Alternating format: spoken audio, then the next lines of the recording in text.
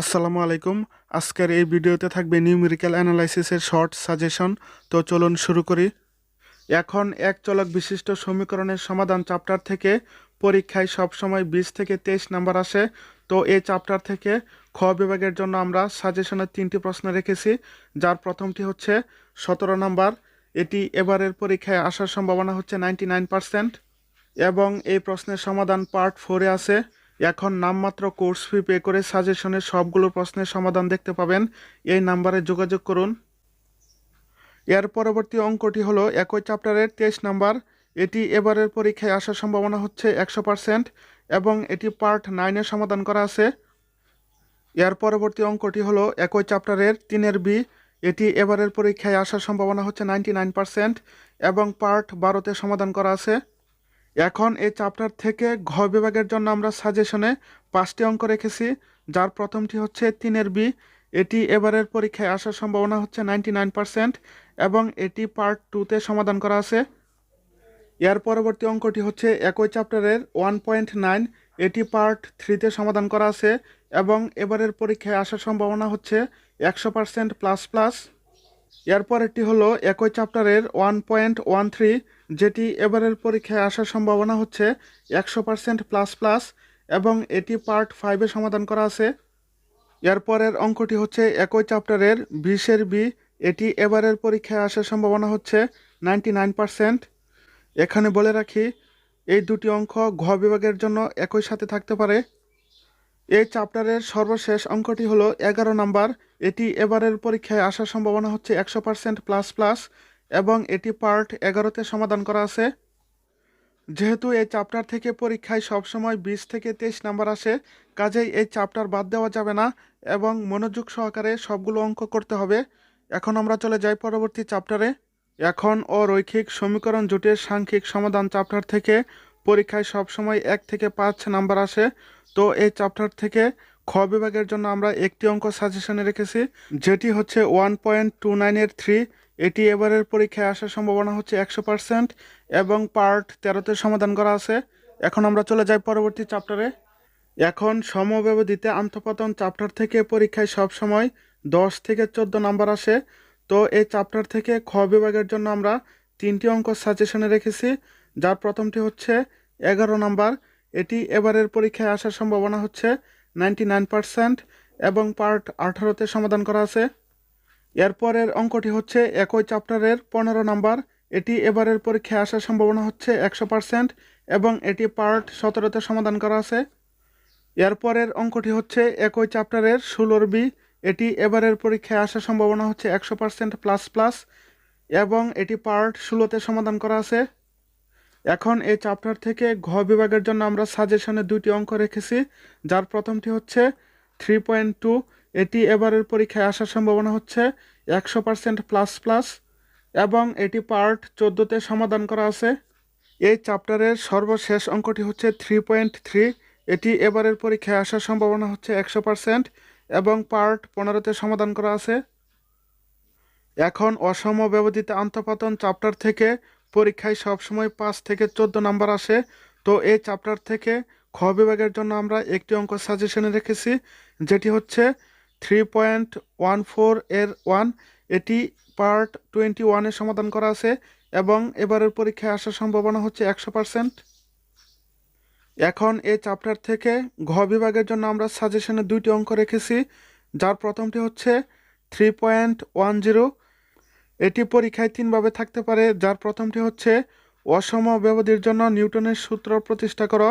দ্বিতীয়টি হচ্ছে আন্তঃপতনের জন্য নিউটনের বিভক্ত পার্থক্য নির্ণয় করো, এবং তৃতীয়টি হচ্ছে নিউটনের সাধারণ আন্তঃপতন সূত্র তৈরি করো। তো এটি পার্ট 19-এ সমাধান করা আছে, এবং এবারের পরীক্ষায় আসার সম্ভাবনা হচ্ছে 100% প্লাস প্লাস।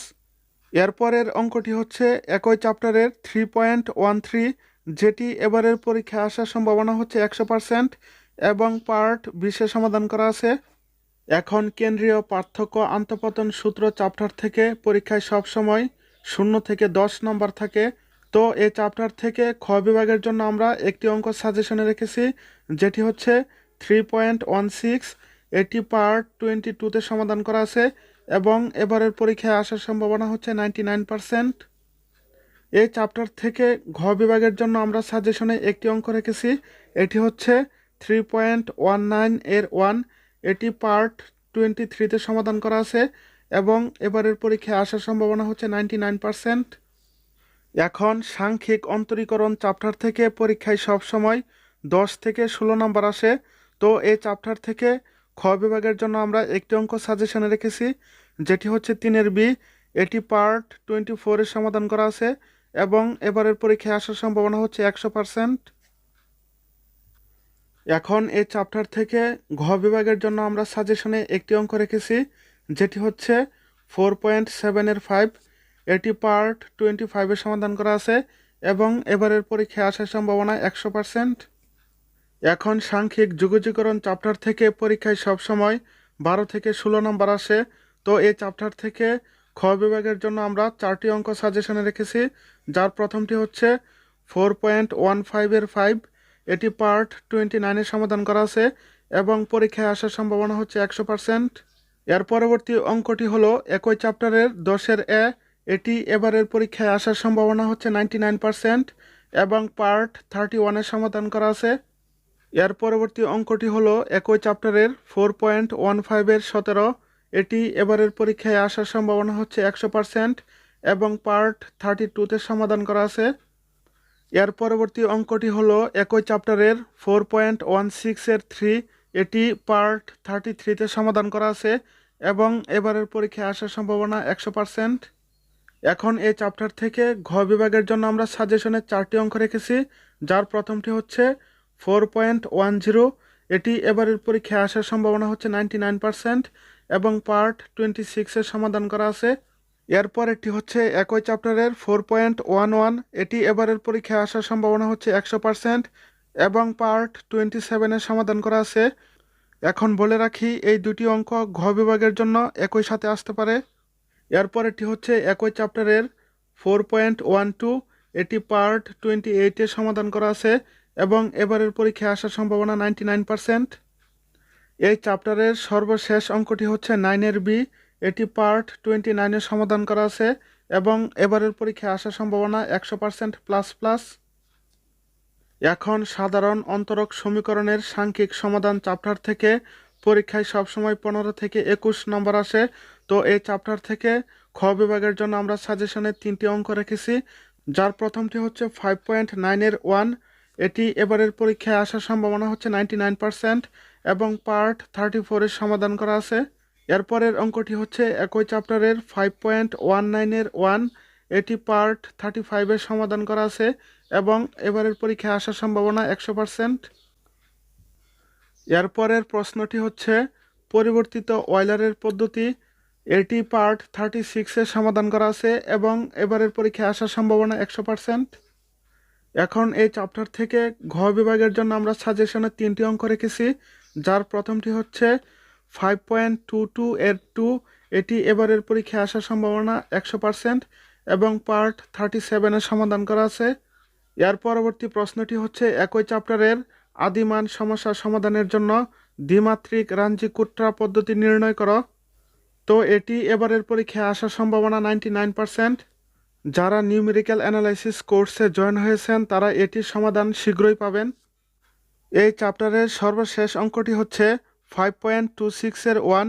এটি পার্ট 38-এর সমাধান করা আছে এবং এবারের পরীক্ষায় আসার সম্ভাবনা 100%। এখন রৈখিক জোটের সমাধান চ্যাপ্টার থেকে পরীক্ষায় সবসময় 15 থেকে 22 নম্বর আসে।